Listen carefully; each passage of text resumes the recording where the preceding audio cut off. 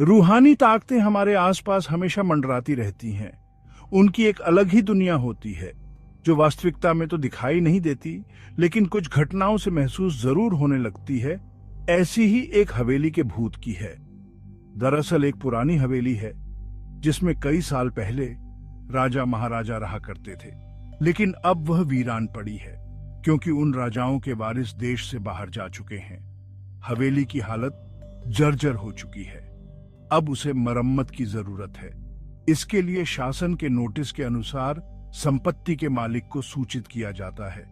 कुछ दिनों में पूर्व राजाओं के वारिस में से एक लड़की हवेली में अपने बच्चे के साथ दाखिल होती है, जो कि उस जमाने के राजा के नाती की लड़की थी। उसका नाम उर्मिला था। उसके पति की कार एक्सीडेंट में मौत हो चुकी थी।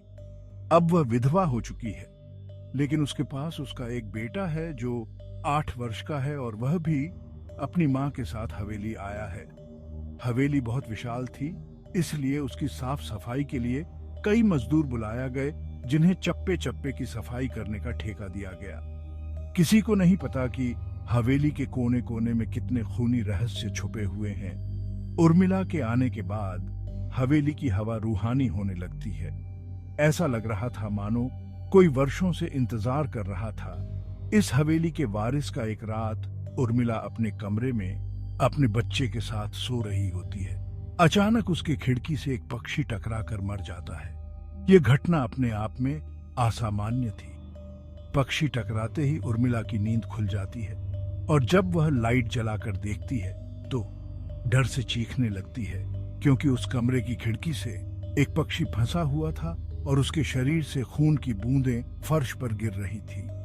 नजारा इतना भयावह था कि वह अपने बच्चे को उठाना नहीं चाहती थी, लेकिन उर्मिला हिम्मत करके उस पक्षी को खिड़की से बाहर फेंक देती है। लेकिन इसके बाद उसे रात भर नींद नहीं आती और वह सुबह तक जागती रहती है। दरअसल वह जानना चाहती है कि यह किसी की शरारत तो नहीं। सुबह होते ही वह अपने यहाँ काम कर रहे मजदूरों से जाकर कहती है कि रात को मेरे कमरे की खिड़की पर कोई पक्षी आकर टकराया था और तुरंत मर गया। क्या तुम लोगों में से किसी ने यह हरकत की है? क्योंकि पक्षी खुद ब खुद तो खिड़की से नहीं टकरा सकता। मजदूर कहते हैं, नहीं, हमने तो खिड़की से नीचे किसी पक्षी को मरा हुआ नहीं देखा। हम तो अभी वहां से चले आ रहे हैं और जब सभी जाकर देखते हैं तो वहां वह पक्षी नहीं होता।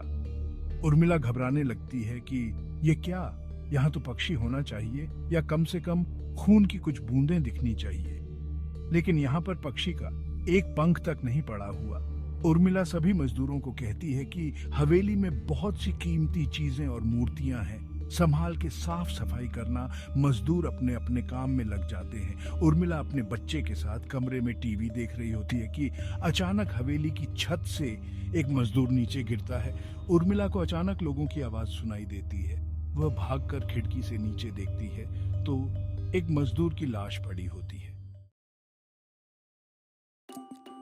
Make the background music 2B settings.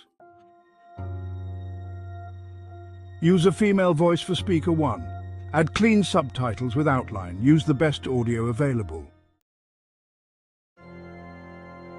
जैसे ही रात का अंधेरा छाया, हवेली में एक अजीब सी हलचल महसूस होने लगी। अचानक एक पुरानी घड़ी ने 12 बजने का संकेत दिया।